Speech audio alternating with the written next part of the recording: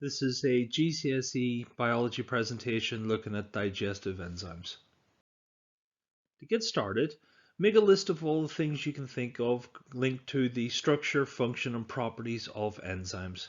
Pause the presentation now. When you've got the exhaustive list, then you can restart the presentation and see how you got on. There are lots of other enzyme facts and bits of information you may be aware of, but these are the kind of core you need for the GCSE.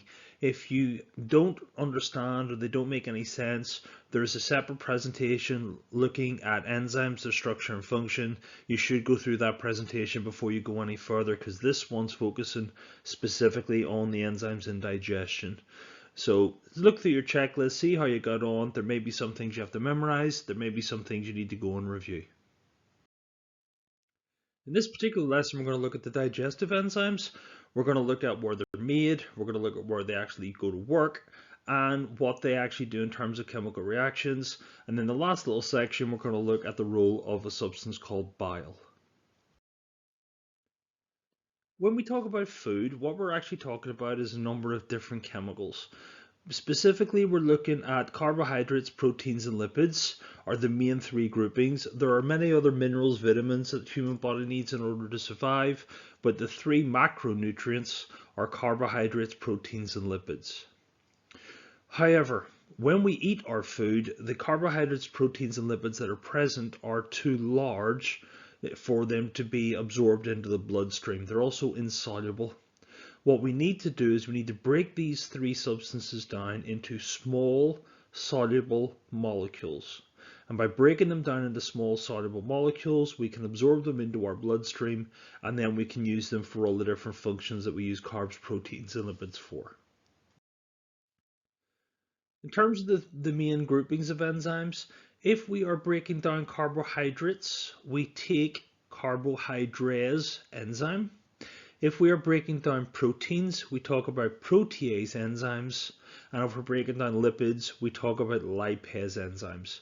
So carbohydrase, protease, and lipase are all groupings of enzymes that act on carbohydrates or proteins or lipids.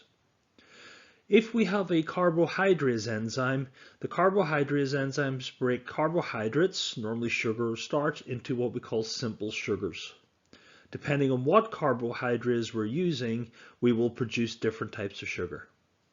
In terms of proteins, protease enzymes will always break proteins down into amino acids, and lipases will always break lipids down into fatty acids and glycerol. Now, in the process of digestion, there are some specific enzymes that you should be aware of. And we've broken them up into the carbohydrases, the peptidases, and the lipases.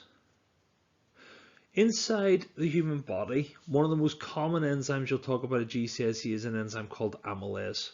And amylase is actually made in two places. It's made first off by the salivary glands in the mouth, and then secondly it's made in the pancreas, and it's released into what we call the duodenum, which is the first section of the small intestine.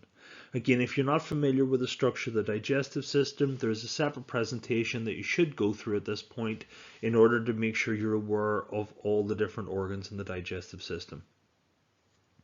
So amylase is produced, we talk about salivary amylase, which is made and released into the mouth, or pancreatic amylase, which is made and released into the small intestine section at the start called the duodenum. Amylase will convert starch into maltose. Maltose is a smaller sugar than starch. What we then have is we have a separate enzyme called maltase, and the maltase is found in the small intestine, around the wall of the small intestine, and that maltase enzyme breaks maltose into glucose, and the glucose is the thing we absorb into our bloodstream. And that's all you need to know about carbohydrase enzymes.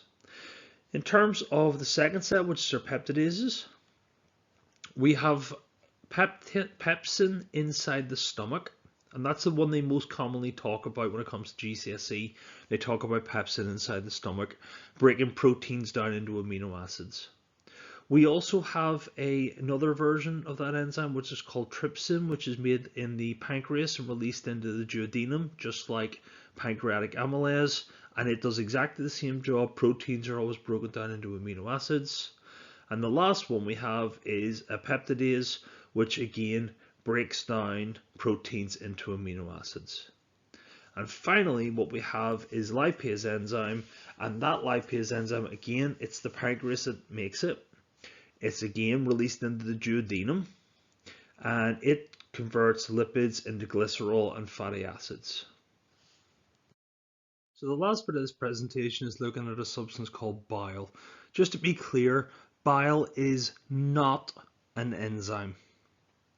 Okay, so please don't say bile is an enzyme. It's not an enzyme.